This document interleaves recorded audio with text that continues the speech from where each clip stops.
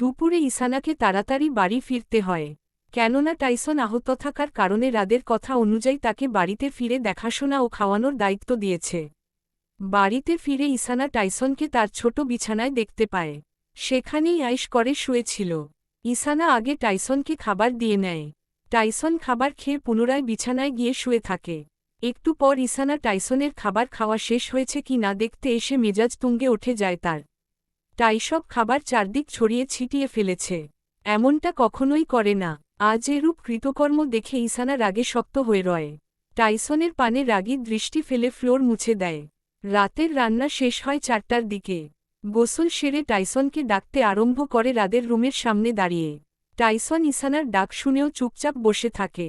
কোমরে হাত রেখে রাগী দৃষ্টি নিক্ষেপ করে ইসানা চলে এলো। রাত 10টা নাগাদ বাড়িতে ফিরে।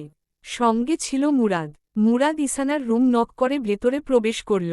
রাত মুরাদকে ডাকতে এসে ইসানার রুমে ওকে দেখে মুখ কিছুটা ঘুচে এলো। ফ্রেশ হতে না গিয়ে ডাইনিং টেবিলে বসে মূলত তাদের কথোপকথন শোনার জন্য এখানে বসেছে। তার হৃদয়ে জ্বলন অনুভব করছে ঠিক সেদিনের মতো। বারবার তির্যক নজরে তাকায় রুমের পানে। 10 মিনিট পর মুরাদ ইসানাকে নিয়ে বাহিরে এসে দেখে রাত গুরুগম্ভীর মুখশ্রী নিয়ে বসে রয়েছে। রাত 2 জনের পানে চেয়ে গলার টাই খুলতে খুলতে মুরাদের নিকটে এগিয়ে এসে কাঁধে হাত রেখে তার রুমে নিয়ে এসে দরজা লক করে দেয়। ইসানা আহাম্মক হয়ে চেয়ে রয়। রাদের এরূপ আচরণ ইসানার বোধগম্য নয়। মুরাদ রাদের পানে প্রশ্নসূচক দৃষ্টিতে তাকিয়ে বলল, হোয়াট সমস্যা? তার সঙ্গে কি কথা বললি? সোহানার বিষয়ে কথা বলেছি। প্রপোজের বিষয়ে। রুমে গিয়ে বলার কি প্রয়োজন ছিল? তো জানি না। আজকের পর থেকে তুই তার সঙ্গে আলাদাভাবে একা কথা বলতে পারবি না। হোয়াই? ভ্রু কিঞ্চিত বাঁকিয়ে বলল, আমি নিষেধ করেছি তাই। মুরাদ চোখ পিটপিট করে খোঁচা খোঁচা দাড়িতে আঙুল বুলিয়ে বলল, মেবি জ্বলছে কিছু? রাত চোখ ছোট ছোট তাকায়। মুরাদ আঙুল তুলে বলল, তোর হৃদয় জ্বলছে শিউর? বলে হেসে দেয়। রাত মুরাদকে তে উদ্যত হতেই বিছানায় উঠে দাঁড়ায় মুরাদ। বলে, জো কিয়েয়ার আউট। আচ্ছা। বিছানায় থেকে নেমে হেঁটে দরজার নিকটে এসে বলল, তাকে বিদায় বলে যাই। না। বলে এগিয়ে আসতে নিলে মুরাদ এক ছুটে পালিয়ে যায়। রাত টাইসনকে কোলে তুলে নেয়। কিছুক্ষণ আদর বিনিময় করে ফ্রেশ হতে যায়। পরদিন শুক্রবার ছিল, তাই রাত ফ্যাক্টরিতে যায়নি। ইসানাকেও যেতে নিষেধ করেছে। টাইসনের লেজ এখন কিছুটা আহত মুক্ত।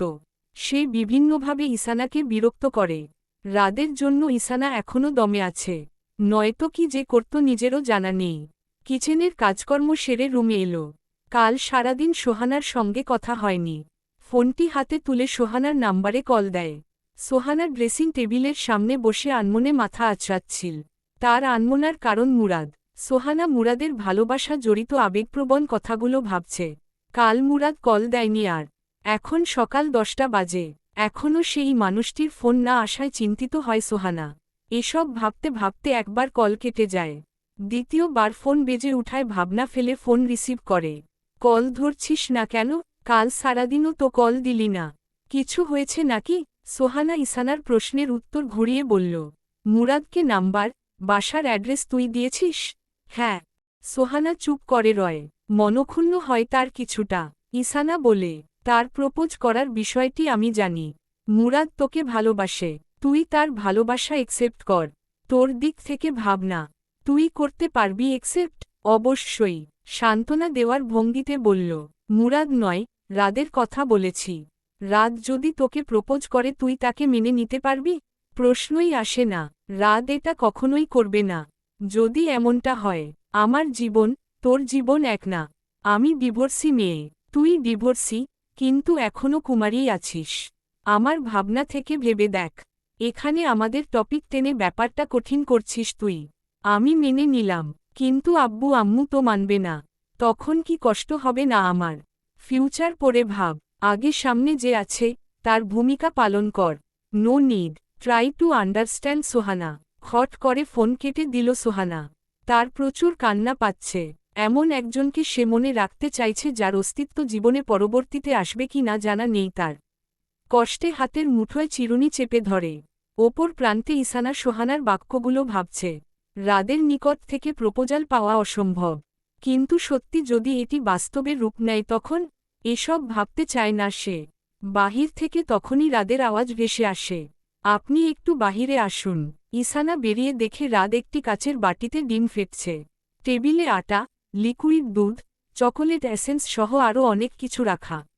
ইসানা বুঝতে পারে রাদ কেক বানাচ্ছে। রাদ ইসানার উপস্থিতি টের পেয়ে বলল, আমাকে একটু সাহায্য করবেন? আমার কাছে দিন, আমি বানিয়ে দিচ্ছি। প্রয়োজন নেই, আপনি শুধু দেখবেন। ইসানা জবাবে হুম বলে রাদ সব কিছু ঠিকমতো দিয়ে কেকের তরল মিশ্রণ তৈরি করে ফেলে। পরিশেষে ইসানার ওপর নজর ফেলে বলে, সব ঠিকমতো ছিল? হ্যাঁ, আমি অল্পস্বল্প রান্না করতে পারি। মামনি বাড়িতে যখন থাকত না, আমিই রান্না করতাম। রাঁধুনি ছিল না? ছিল, তবুও শখের বশে রান্না করতাম। অবশ্য সার্ভেন্টরা আমাকে রান্নাঘরে যেতে নিষেধ করত, মামনির নিষেধাজ্ঞা ছিল তাই। ইসানা নিরুত্তর থাকে। রাদ পুনরায় বলল, পাপা মারা যাবার পর মামুমি আমাকে সময় দিতে পারত না। বেশিরভাগ সময় ফ্যাক্টরি নিয়ে ব্যস্ত থাকতেন। কাজের লোকরা ছাড়াও আমাকে আমার কাজগুলো একা একা করতে হতো। মামনির সঙ্গে আমার সম্পর্ক এতটাও বন্ধুত্বসুলভ না। আমার সঙ্গে মামনি সব সময় গম্ভীর আচরণে কথা বলত। তাকে এমন দেখতে দেখতে আমি নিজেও গম্ভীর স্বভাবের হয়ে ওঠে। আমি কারো সঙ্গে সহজে মিশতে পারি না। মামনি আমাকে ভালোবাসা দিয়েছে, কিন্তু সেটা আমার জন্য যথেষ্ট ছিল না। একটি বাচ্চার সঠিকভাবে বেড়ে ওঠার ক্ষেত্রে আদর, স্নেহ, ভালোবাসা খুবই প্রয়োজন। মনোযোগ দিয়ে রাদের কথাগুলো শুনছে ইসানা। রাদের মাঝেও ভালোবাসার কমতি উপলব্ধি করতে পারছে ইসানা। উপর থেকে রাদকে দেখলে বোঝার উপায় নেই তার মধ্যেও সুপ্ত ভালোবাসার কমতি রয়েছে। রাদ এবার হালকা কেশে বলে, সোহানা আপু কি মুরাদের প্রপোজাল একসেপ্ট করেছে? না, ছোট্ট করে জবাব দেয় ইসানা। জানার মাঝে নীরবতা এসে ভর করে। রাদ কেকের বাটিটি নিয়ে কিচেনের দিকে এগিয়ে যায়। ওভেনের মধ্যে রেখে অন করে ড্রয়িং রুমে ফিরে এসে ইসানাকে সেই স্থানেই দেখতে পায়। বলে, ওভেন অন করে দিয়েছি, কেক হয়ে গেলে নামিয়ে নিবেন। আমার অনলাইনে মিটিং আছে বায়ারদের সঙ্গে। আচ্ছা, আপনি যান। রাদ এগিয়ে গিয়েও থেমে বলল, আপনি আমাকে তুমি করে বলতে পারেন। আপনিই ঠিক আছে। ওকে, তবে স্যার বলে ডাকবেন না। বাড়িতেও না, ফ্যাক্টরিতেও না। ইসানা মাথা নাড়িয়ে হ্যাঁ সম্মতি জানায়। রাদ মৃদু হাসি প্রদান করে চলে যায়। রাদের প্রদান করা মৃদু হাসি ইসানার ভালো লাগে। ওর ঠোঁটেও মুচকি হাসি চলে আসে। ইসানা রান্না বসিয়ে দেয়, কিন্তু বারে বারে সোহানার বলা কথাগুলো তাকে চিন্তিত করে তুলছে। রুম থেকে ফোনের রিংটোন শুনতে পায় ইসানা। চুলার আঁচ কমিয়ে তড়িঘড়িতে রুমে এসে স্ক্রিনে সোহানার নাম দেখে দ্রুত রিসিভ করে।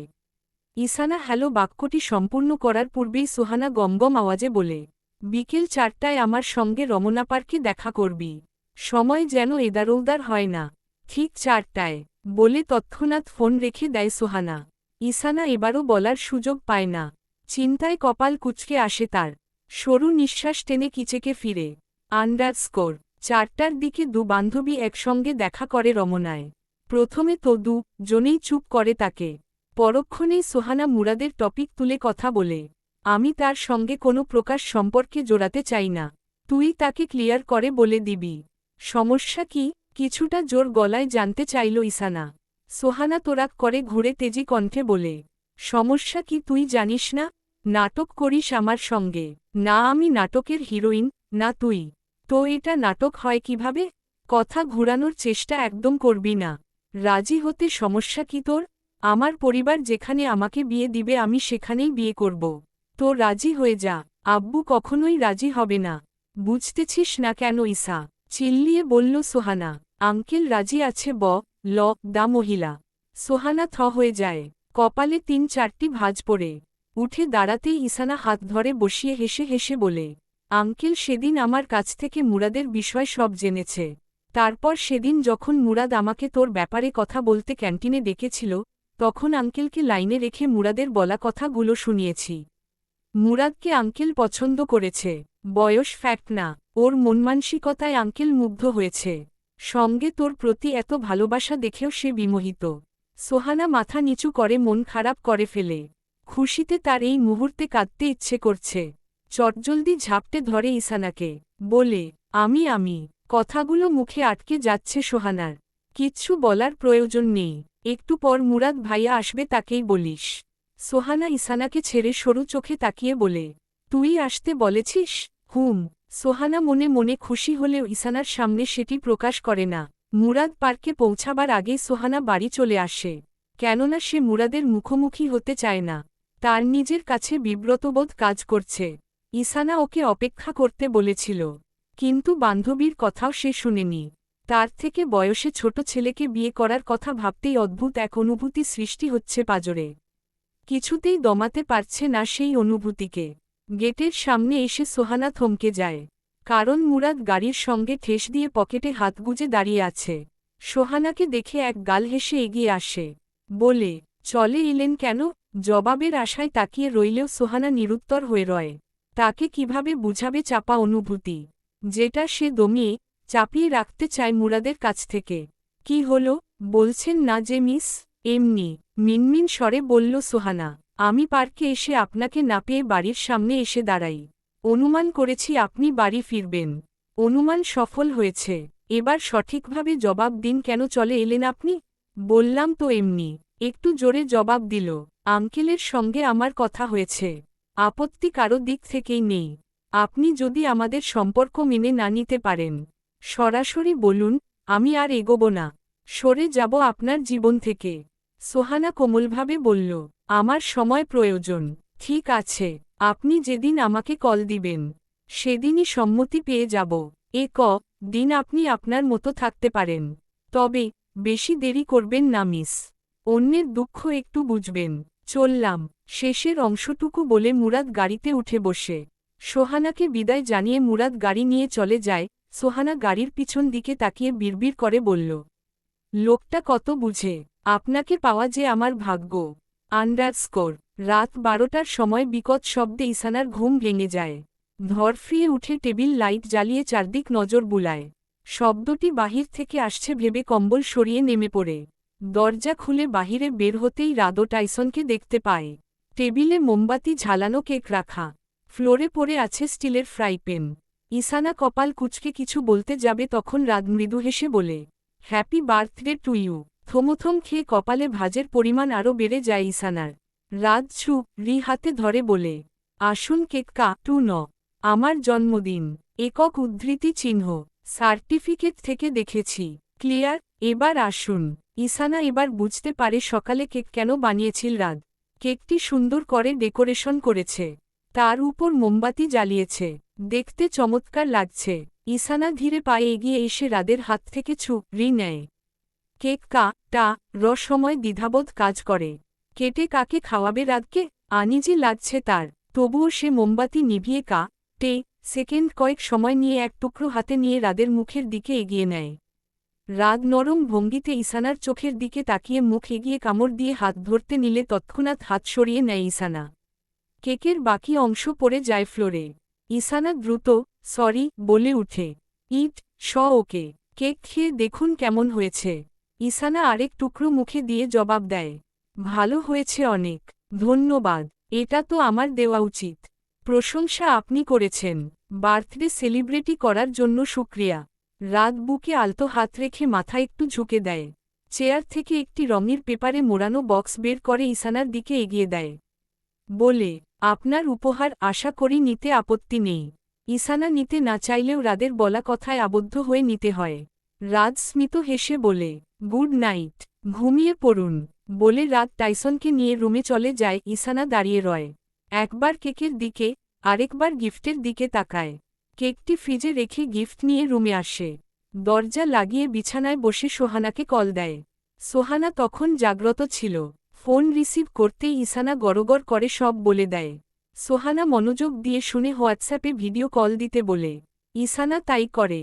গিফট খোল, দেখি রাত কি দিয়েছে। আনিজি লাগতেছে, ঠোঁট কামড়ে বলল। খোল মা, তারি ঝাড়ি দিয়ে বলে।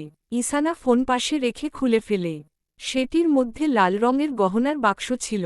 ঢাকনা সরিয়ে দেখে ডায়মন্ডের সিম্পল গলার নেকলেস, সঙ্গে ছিল কানের দুল। সোহানা খুশির চোটে দুগালে হাত রেখে ওয়াও বলে উঠে। ইসানার মুখ কালো হয়ে যায়। তোর পছন্দ হয়নি? আমি কি এটা ডিজার্ভ করি? অবশ্যই। তোকে দিয়েছে রাত টেক্সটাইল কোম্পানির মালিকের একমাত্র ছেলে। ইসানা চুপ করে আছে।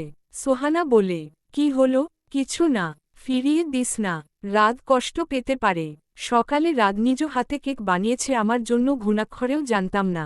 বলিস কি? হ্যাঁ, তুই উইস করেছিস।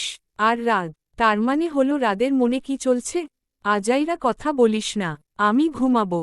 ঘুমা। ইসানা সোহানার আগে ফোন রেখে দেয়। নেকলেসের দিকে তাকিয়ে মনমরা হয়ে ভাবনায় মশগুল হয়ে যায়। আন্ডারস্কোর। রাত টাইসনের সঙ্গে কথা বলছে। সে খুব এক্সাইটেড। ইসানার নেকলেসটি পছন্দ হবে কি হবে না ভেবে সে কনফিউজড। টাইসন, তোর কি মনে হয় তার নেকলেসটি পছন্দ হবে? টাইসন জিহ্বা বের করে ড্যাব করে তাকিয়ে থাকে। রাদের প্রশ্নের জবাব তার কাছে নেই। সে তো এমনিতেই ইসানাকে পছন্দ করে না, তার ওপর এসব প্রশ্ন শুনে মুখ ঘুরিয়ে নেওয়ার ভঙ্গিমা দেখায়। রাদ টাইসনের এরূপ আচরণ বুঝতে পারে ইসানাকে না পছন্দ করার কারণ। গম্ভীর কণ্ঠে টাইসনকে বলে, তাকে পছন্দ না বুঝতে পারছি তো এমন রিয়াকশন দিচ্ছিস কেন? সে তো আর তোর জাতশত্রু নয়। টাইসনের মুখ তখনও ঘুরিয়ে রেখেছে। রাত ছোট ছোট চোখে তাকিয়ে লাইট অফ করে টাইসনের অপর দিক ফিরে ঘুমায়। এতে টাইসনের মনক্ষুণ্ণ হয়। সকলে। রাদ ও লিসাকে কফি বানিয়ে কেবিনে দিয়ে ইসানা একটি পেপার হাতে প্রথম ফ্লোরে আসে। ইসানা মালতী নামের মধ্যবয়স্ক একজন মহিলার কাছ থেকে নতুন ফাইল নিয়ে পুরাতন ফাইন কালেক্টর করে ফিরার সময় পত্রোধ করে ইমরান নামের একজন স্টাফ। তিনি ইসানাকে অনুরোধ স্বরে বলে, প্লিজ যেও না, আমার একটা কথা বলার আছে তোমাকে। ইসানা চোখমুখ শক্ত করে বলল, আমার জানা মতে ভদ্রতার খাতিরে প্রথমত অপরিচিত কারো সঙ্গে দেখা হলে আপনি করে সম্বোধন করতে হয়। আপনি ডিরেক্ট তুমি করে কেন বলছেন? ইসানা, আমি তোমার 1 বছরের বড়। তার ওপর যখন থেকে তুমি জয়েন হয়েছ তখন থেকে আমি তোমাকে চিনি। হয়তো কথাবার্তা হয়নি, কেন পত্রোধ করেছেন? আসলে তোমাকে একটা কথা বলার ছিল। কিছুটা লাজুক ভঙ্গিতে বলল ইমরান। আপনি আমাকে পছন্দ করেন তাই তো? তড়িঘড়ি প্রশ্ন ছুড়ল ইসানা। লজ্জামিশ্রিত হেসে ইমরান মাথা নাড়ল। যার উত্তর হ্যাঁ। ইসানা বলল, আমি ডিভোর্সি। জানি। এতিম। সেটাও জানি। একজনকে ভালোবাসি। যা। কি? চোখ কপালে উঠে গেল ইমরানের। ইসানা ফিক করে হেসে দেয়। বলে, মজা করছিলাম ভাইয়া। এমন মজা করো না। আর ভাইয়া তো বলবেই না, বুকে অ্যাটাক আসবে। ইসানা ঠোঁটে হাসি রেখে বলে, এটা কর্মস্থান। রাজ স্যার কাজ ফাঁকি দিয়ে কথা বলতে দেখলে আপনার আমার জানার চাকরি যাবে। তাহলে ছুটির পর দেখা করি? আগ্রহ নিয়ে বলল, না, আমাকে বাড়ি যেতে হবে। তোমার নিজের বাড়ি আর কোথায় যাবে? তো স্যারের বাড়িতেই। আপাতত সেটিই আমার বাড়ি। প্লিজ, বিকেলে বাহিরে দেখা করি আমরা। হবে না। ফোন নাম্বারটি দেও না আমাকে ইসানা। আপনার ভালোবাসায় যদি দম থাকে জোগাড় করে নিন। আচ্ছা, চ্যালেঞ্জ একসেপ্ট করলাম। Best of luck. বলে ইসানা হাঁটা ধরল। ইমরান মুগ্ধ হয়ে যাওয়ার দিকে তাকিয়ে আছে। এতদিন কথা বলতে গিয়েও লজ্জায় পারেনি বলতে। আজ দ্বিধাবোধ ফেলেই ইসানাকে ভালো লাগার কথাটি জানাল। অবশ্য ইসানা তার ভাবসাব দেখে বুঝে নিয়েছে প্রথমেই। ইমরানের মুখোমুখি রাদ ও মুরাদ বসে রয়েছে। রাদের উগ্র নজরে ইমরান ভয়ে ভেতরে ভেতরে ঘামছে। তার এরূপ চাহনি মেনে নিতে পারছে না।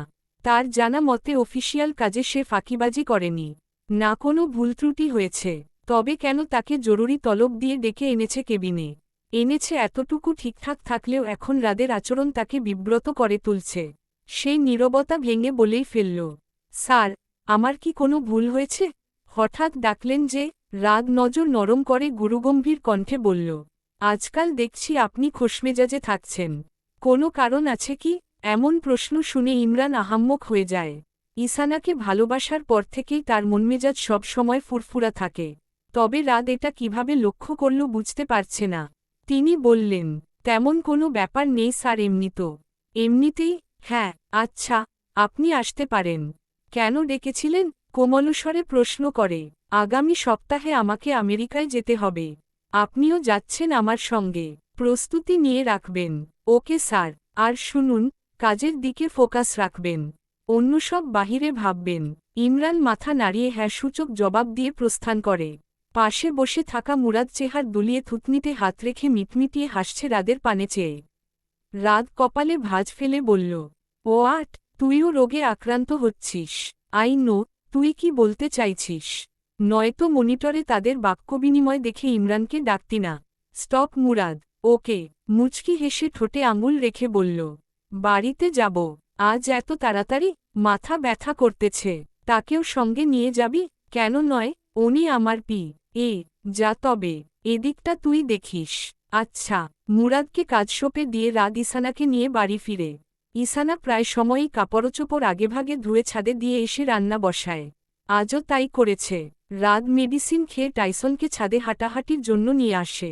ছাউনির নিচের অংশে বেতের চেয়ারে বসে কিছুক্ষণ বসার পর রাত ইসানাকে কফি বানিয়ে নিয়ে আসতে বলল। একটু হাঁটাহাঁটির জন্য উঠে কার্নিশের কিনারায় আসে। ইসানা রাতকে পিছন থেকে ডাক দেয়। কফি বানিয়ে নিয়ে এসেছে। রাদের হাতে তুলে দিয়ে ইসানা নিচে চলে আসে। আন্ডারস্কোর লিয়াকত আলী মেয়ের বিয়ের জন্য বাকি টাকা ম্যানেজ করে ফেলেছেন। দিনে ও পরবর্তীতে ওভারটাইমের টাকা জমিয়ে মেয়ের বিয়ে ধুমধাম করে দিবেন। শেষ বিকেলের দিকে তিনি ব্যাগ ভর্তি বাজার নিয়ে বাড়ি ফিরলেন। সেদিনের পর থেকে সুরভি খাতুন তার সঙ্গে তেমন একটা কথা বলেন না। লিয়াকত আলী প্রশ্ন করলেও হ্যাঁ না বোধক উত্তরেই সীমাবদ্ধ থাকেন।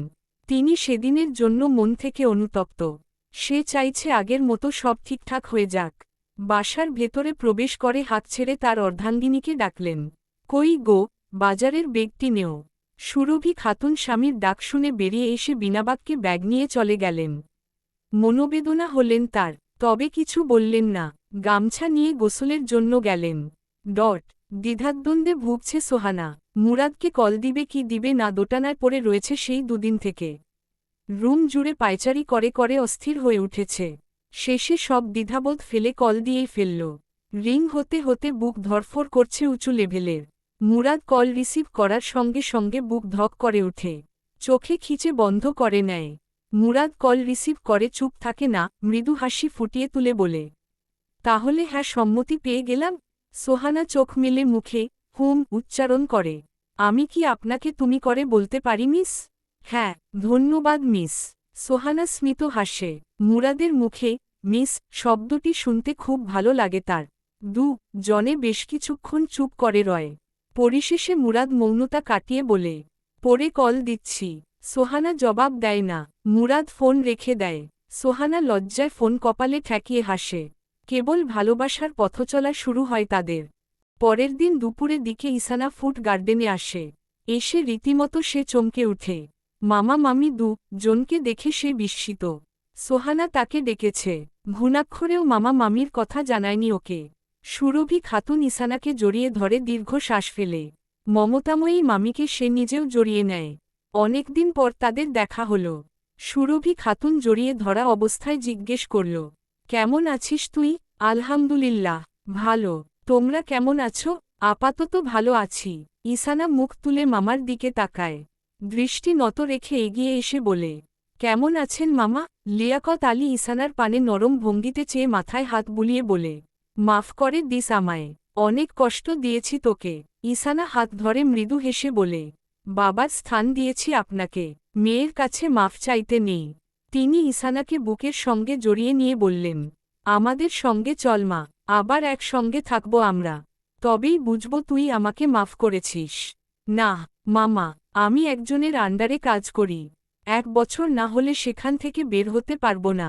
লিয়াকত আলীর বুকে মাথা ঠেকিয়ে বলল ইসানা। তিনি ইসানাকে সরিয়ে মুখোমুখি দাঁড়িয়ে বলে, আমি তার সঙ্গে কথা বলি। দরকার নেই মামা। সীমা, মানিক কেমন আছে? ভালো আছে। সীমার বিয়েতে যাবি না? আমি বড় মেয়ে তোমাদের, না গেলে কি হয় বলো? বিয়ে কবে? 11 তারিখ। এই বিয়েতে আমার স্যারকেও নিমন্ত্রণ করো মামা। কার্ড দিয়ে দিলাম। তোর বোনের বিয়ে উপলক্ষে যাকে যাকে মন চায় নিমন্ত্রণ করিস। ইসানা বিয়ের কার্ডের বেগটি হাতে নেয়। সোহানা সহ তারা বেশ কিছুক্ষণ আড্ডা দেয় একসঙ্গে। তাদের কাছ থেকে বিদায় নিয়ে 4টার দিকে ইসানা বাড়ি ফিরে আসে। রাত তখন ফ্যাক্টরিতে ছিল। ইসানার বুক থেকে পীড়াদায়ক বড় পাথরটি সরে গিয়েছে আজ। তার কাছে মনে হচ্ছে ভুবনের সেরা সুখী মানুষ সে নিজে। আর কোনো কষ্ট রইল না তার জীবনে। _ 1 সপ্তাহের কাছাকাছি চলে আসে। কাল রাত আমেরিকায় যাবে। সঙ্গে যাবে মুরাদ, ইসানা, লিসা, ইমরান। এই 4 জনকে রাত সিলেক্ট করেছে। রাত কাপড়চোপড় গাজ করছিল। এমন সময় ইসানা দরজায় করাঘাত করে। রাত এগিয়ে এসে ইসানাকে দেখে জিজ্ঞেস করার আগেই ইসানা বলে, আমি আসলে যেতে চাইছি না আমেরিকায়। Any problem? মামাতো বোনের বিয়ে 11 তারিখে। বিয়েতে থাকাটা জরুরি। আপনাকে তো বলেছিলাম। সমস্যা নেই, আমরা বিয়ের আগেই চলে আসব। 1 সপ্তাহের বেশি থাকা লাগবে না। ইসানা মৌন হয়ে রয়। রাত ভ্রু কিঞ্চিত উঁচু করে বলে, ঠিক আছে এবার, উচ্চারণ করে রুমের দিকে এগোয়। রাত ইসানার পিঠের দিকে সেকেন্ড কয়েক তাকিয়ে থেকে নজর সরিয়ে ভেতরে চলে আসে।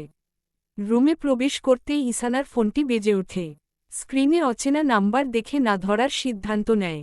পরক্ষণে দরকারি হতে পারে বলে রিসিভ করে। ইসানা, হ্যালো, বাক্যটি সম্পূর্ণ করার পূর্বেই অপর প্রান্ত থেকে উত্তেজিত হয়ে পুরুষালী কণ্ঠ ভেসে আসল। বলেছিলাম না তোমার নাম্বার খুঁজে নিব। দেখলে তো আমার ভালোবাসার পাওয়ার। ইসানার বুঝতে বাকি থাকে না এটা ইমরান। বিরক্ত বোধ নিয়ে বলল, এখন আমাদের প্রেম শুরু। রাখি, আমি ব্যস্ত আছি। ওয়েট, বলুন, আমেরিকায় আমাদের প্রেমের পর্ব শুরু হবে। কি বলো? ইসানা বাক্যগুলো শুনেই খট করে ফোন রেখে দিল। বিরক্তিতে চোখমুখ শক্ত করে রাখে। ফ্যাক্টরিতে নানানভাবে তাকে বিরক্ত করে। এখন নাম্বার জোগাড় করে তাকে ফেলেছে মহা মুশকিলে। আমেরিকার মাটিতে এই প্রথম ইসানা পা রেখেছে। এখানের কালচার বাংলাদেশের তুলনায় অনেকটা পার্থক্য রয়েছে। মেয়েদের ওয়েস্টার্ন ড্রেসআপে দেখা যায়। এয়ারপোর্ট থেকে বের হবার সময় অনেককেই ছোট ছোট পোশাকে দেখা গিয়েছে। অবশ্য ইসানা নিজেও জিন্সের প্যান্ট, শার্ট ওপরে কালো রঙের জ্যাকেট পরিধান করেছে। সে সব মেয়েদের সঙ্গে তা অনেকটাই মিলে যায়। এখানের আবহাওয়া অনেকটা শীতল। সকলের গায়েই জ্যাকেট রয়েছে। তারা ট্যাক্সি করে হোটেলে চলে আসে। বিকেলে মিটিং আছে তাদের, তাই আপাতত রেস্ট নিচ্ছে তারা। আমেরিকায় এখন প্রায় দুপুর। সবাইকে আলাদা আলাদা রুম দেওয়া হয়েছে। রাত ও ইসানার রুমটি ছিল একদম মুখোমুখি। ইসানার পাশাপাশি রুম 2টি ছিল মুরাদ ও লিসার। রাদের অপর পাশে ইমরানের রুম ছিল। যে যার মতো ফ্রেশ হয়ে নেয়। মুরাদ তার বাবা মাকে ফোন করে জানানোর পর সোহানাকে কল দেয়। পৌঁছে গেছেন? হ্যাঁ, অনেক আগেই। কি করছো? কাজে আছি। আপনি? হেই তুমি করে বলো না আমাকে। এমনিতেই তো আমি তোমার পিচ্ছি হবু বর। নাকি এটা বলতেও সময়ের প্রয়োজন? লাগবে সময়। নেও, আমি তো টেনশনে আছি তোমাকে নিয়ে। কেন? বাসর রাতে বলে না বসো আমার সময় প্রয়োজন। তখন অপর পাশ থেকে কলকাটার টুটু শব্দ ভেসে আসল। কান থেকে ফোন সরিয়ে মুরাদ দেখল সোহানা কলকে দিয়েছে। ফিক করে হেসে দেয়। সোহানার লজ্জার কারণটি সে বুঝতে পারে। একা একা হাসে কতক্ষণ, তবে আর কল দেয় না। এদিকে লজ্জায় সোহানার হাত পা জমতে আরম্ভ করেছে মুরাদের কথাগুলো শুনে।